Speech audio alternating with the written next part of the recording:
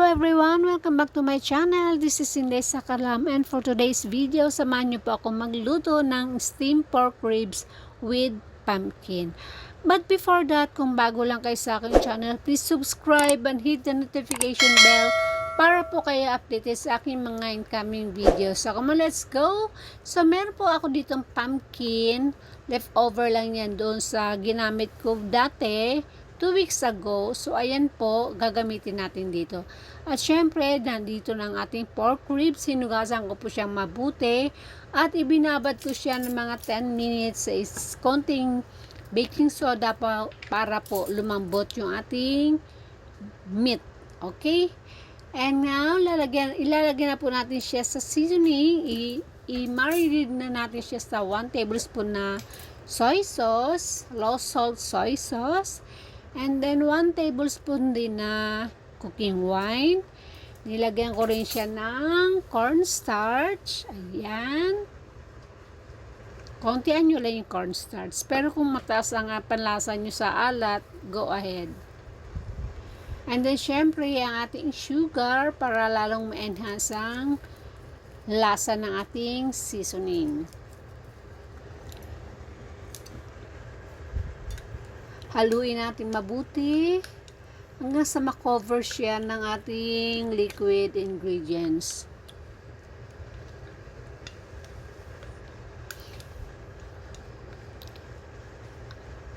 At syempre, para bumango siya guys, lalagyan natin siya ng sesame oil. Konti lang. At syempre yung ating cornstarch, huwag niyong kakalimutan, i-coat natin siya sa cornstarch. Ayan, dito kinamay ko na. Kasi kanina maarte lang tayo, gumamit na tayo ng chopstick. Pero mas maganda kasi pag cornstarch para ma-cover siya lahat. Lahat ng pork natin is ma-cover ng cornstarch. Now, dinagdagan ko rin siya ng cornstarch, basta yung ano na siya, sakto lang lumapot siya. So, ang ating dyan, huwag nyo kakalimutan yung inyong sesame oil para mabango siya, guys. And then, after, marinate natin siya ng mga 30 minutes, pero the longer, the better. After nyan, ilalagay na natin siya dun sa ibabaw ng ating pumpkin. After ng marinate. At syempre, let's cook! Ayan, mainit na tayo ng tubig.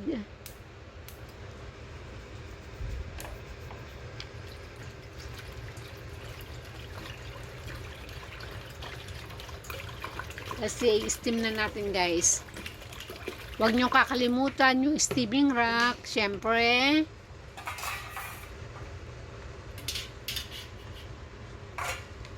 And then takpan at hayaan natin siyang kumulo. Antayin natin kumulo siya.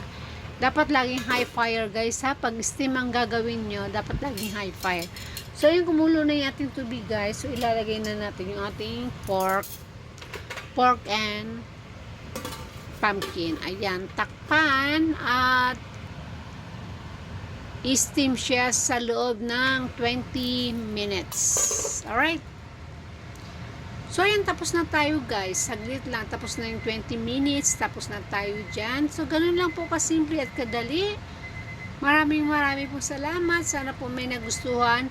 May nagustuhan kayo at may natutunan kayo sa aking video. And please, huwag niyong kakalimutang mag-subscribe, mag-like, mag-share kung nagustuhan niyo to. Marami pong salamat. Ang notification bell, huwag kalimutan. Bye!